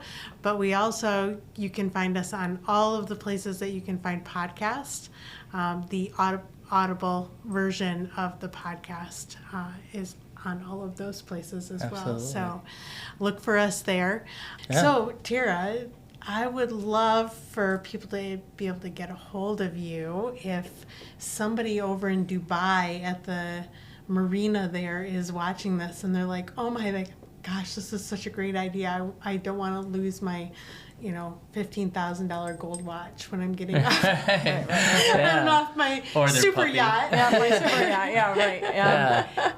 How do they get a hold of you to get they one have of these questions, Seadock safety nets? So if you go to www.seadocksafetynets.com, my phone number's there. Or email me, Tara, at Seadock Safety Nets. And it's SEA. SEADOCK SAFETYNETS.com. Awesome. Perfect. That's awesome. Did I do that good? Yeah, that's great. awesome. And they can Good. get a Now hold of you people there. know how I to see, get a it's hold of weird because it's like, I haven't really actually, to say it out loud. You're always out here. So What's funny is I didn't think about until right now, as I'm assuming there's multiple meanings to that I didn't realize that until it just clicked. I was like, C as in SEA, but then you can see, like physically see docs and she lives on Seadock. That's hilarious. That's really where the name came from because, Seadock, so. That's pretty awesome. Yeah. That's divine in itself. I didn't take much thought, right? I was sitting there and somebody, Seadock, and I'm like, that's a great name for a Yeah. safety net company. Yeah, That's pretty awesome. cool. Pretty Awesome. simple. That's awesome. Cool. Cool. Well, hopefully people get a hold of you. We've got one more thing, Tara. We on the Shoreline Show, we have this message in a bottle. So our last guest wrote a message that they put in the bottle. So your job is to take the bottle and read that message. Right now? Yep. Yeah, Okay. do it. Yep. And Okay. just respond to it. I'm nervous. Uh-oh. Is it stuck? Oh, there it is. There it is. Perfect. Now you know why Okay. you should roll it up tight when you go to do yours, right? Yeah. Yes. Ooh, what's it gonna say? It's there.